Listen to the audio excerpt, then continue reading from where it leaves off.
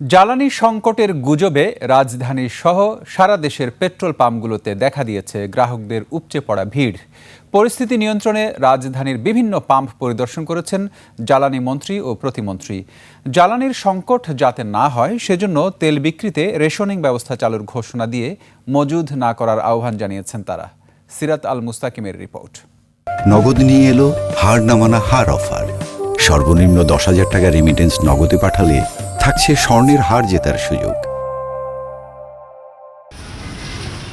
শুক্রবার ছুটির দিন হলেও রাজধানীর পেট্রোল পাম্পগুলোতে চিত্রটা ছিল ভিন্ন। সকাল থেকেই মোটরসাইকেল আর ব্যক্তিগত গাড়ির দীর্ঘ লাইন। জ্বালানি ফুরিয়ে যাওয়ার গুজবে আতঙ্কিত সাধারণ মানুষ ঘন্টার পর ঘন্টা অপেক্ষা করছেন তেলের জন্য। দুপুরে আসাদগেট এলাকায় পাম্প পরিদর্শনে যান বিদ্যুৎ ও জ্বালানি মন্ত্রী ইকবাল হাসান মাহমুদ। দীর্ঘ লাইন দেখে তিনি গ্রাহকদেরকে আশ্বস্ত করেন যে দেশে তেলের পর্যাপ্ত মজুত রয়েছে।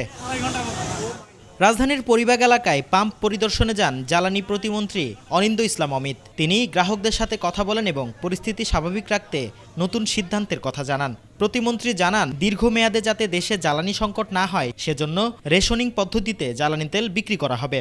আমরা যদি সকলে স্বাভাবিক থাকবার চেষ্টা করি তাহলে ইনশাল্লাহ এই সংকট এখনও নেই, ভবিষ্যতে তৈরি হবার মতো আমি কোনো আশঙ্কা অনুভব করছি না। কারণ আমাদের যে মজুদ আছে এবং আমাদের যে পাইপলাইনে যে কার্গোগুলো আছে ইনশাল্লাহ এটা আমরা মিট করতে পারবো। রবিবার থেকে দীর্ঘমেয়াদে যেন কোনো সংকট না হয় জ্বালানির, আমাদের কিছু রেশনিং করতে হবে। এ ব্যাপারে আমরা নির্দেশনা লিখিত আকারে পেট্রোল পাম্পগুলোকে দেব। ফিলিং স্টেশন থেকে তেল সরবরাহের সীমা বেঁধে দিয়েছে বাংলাদেশ পেট্রোলিয়াম কর্পোরেশন। নির্দেশনায় বলা হয়, একটি মোটরসাইকেলে দিনে 2 লিটার পেট্রোল বা অকটেন নিতে পারবে। ব্যক্তিগত গাড়ির ক্ষেত্রে নেওয়া যাবে 10 লিটার তেল। এদিকে সামাজিক যোগাযোগ মাধ্যমে ছড়িয়ে পড়ে তেল সংকটে রাজধানী ঢাকা থেকে দূরপাল্লার বাস চলাচল বন্ধ হয়ে গেছে। তবে রাজধানীর বেশ কয়েকটি বাস টার্মিনালে গিয়ে এ ধরনের দাবির সত্যতা পাওয়া যায়নি। না, বন্ধ নাই, এই মুহূর্তে বন্ধ নাই। না, আমাদের আপাতত এই সংকটটি নাই। তেলও দিতেছে, গাড়িও চলতেছে। পরিবহন কর্মীরা জানিয়েছেন, পাম্পগুলো থেকে এখনো চাহিদা মতোই তেল পাওয়া যাচ্ছে।